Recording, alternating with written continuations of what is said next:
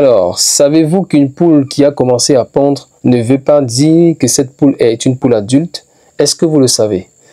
Alors, bien souvent, lorsque les éleveurs commencent à obtenir des œufs, ils poussent un ouf de soulagement. Justement parce que c'est pas facile d'élever des poules pondeuses pendant 4 mois. Et à partir des premiers œufs, on pense que l'étape de soin des poules est totalement terminée. On se dit, ouf, voilà, hein, c'est fini, oh, voilà, Seigneur, merci. Non, c'est faux, les gars. C'est faux. C'est en ce moment-ci que la partie la plus compliquée de l'élevage de poules pondeuses commence.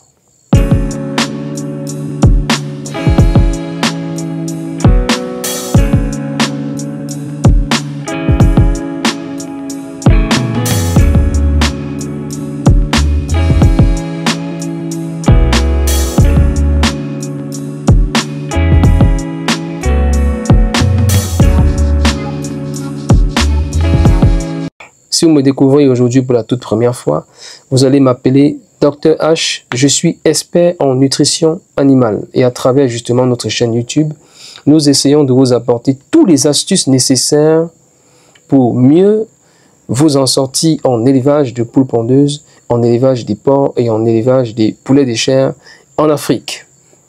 Très souvent, les éleveurs connaissent tous les techniques, les grandes étapes pour l'élevage de poules pondeuses. Hein.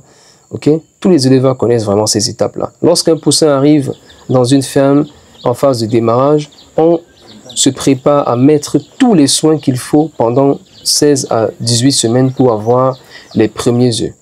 Pour commencer justement à récolter ces œufs-là, alors nous devons faire très attention. Car une poule qui commence à pondre à la 18e ou 19e semaine, parfois un peu tôt ou un peu tard, en fonction de son poids, il faut savoir qu'elle n'est pas encore une poule adulte.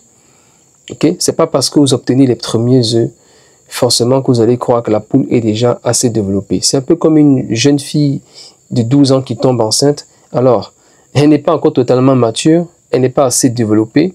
Alors, tous ces éléments ne sont pas encore en place. Alors, il faut forcément accompagner cette jeune fillette-là qui est justement tombée enceinte. C'est pareil pour une poule qui commence à pondre. Alors, elle n'a pas encore atteint justement le poids adulte. Alors, elle n'a pas encore fini sa pleine croissance. Et justement, on la sollicite déjà pour la production. Alors, quand une poule commence à pondre, il faut lui donner une alimentation qui va lui permettre de continuer à croître normalement, mais également de satisfaire notre besoin de production. Alors, quand ce n'est pas fait, lorsque la poule n'est pas justement mise dans tous ces genres de conditions-là, alors elle va justement se préparer pour la ponte, elle va pondre. Alors, quand on va justement, on ne va pas justement lui donner tout ce qu'il faut, on va obtenir des œufs, elle va commencer par maigrir et puis bim, un matin, votre ponte va chuter. Alors, lorsque la poule commence justement à pondre, et qu'on ne prend pas soin d'elle normalement, en se disant qu'elle n'a pas encore atteint sa maturité, forcément, hein, elle va pondre normalement, mais un matin, elle va commencer à maigrir et puis la ponte va chuter. Comme nous observons généralement très souvent sur le terrain dans certaines fermes. Okay? Alors, pour avoir un bon taux de ponte, il faut continuer à s'occuper de sa poule quand elle a commencé par pondre, en lui donnant une alimentation adaptée. Il faut un aliment riche au début de la ponte pour lui permettre de continuer à croître et donner des bons œufs. Alors, nous vous proposons ici des meilleurs CMAV sur le marché, nos prémix de Champris ponte en format 0,5%, 2%, 2,5% et 5%. Nos prémix ont été formulés pour obtenir des poules pondeuses de bonne santé, des œufs frais et un excellent taux de ponte.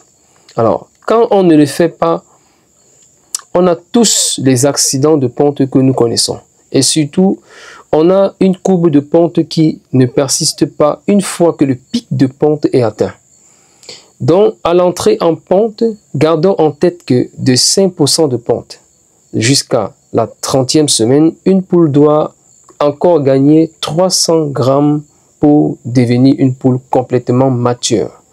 Ok les gars, alors il faut continuer à lui donner une alimentation équilibrée, adaptée à ses besoins nutritionnels pour ne pas perdre tous les efforts qui ont été faits pendant les 4 premiers mois.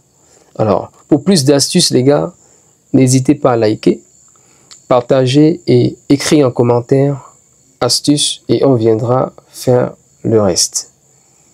Merci.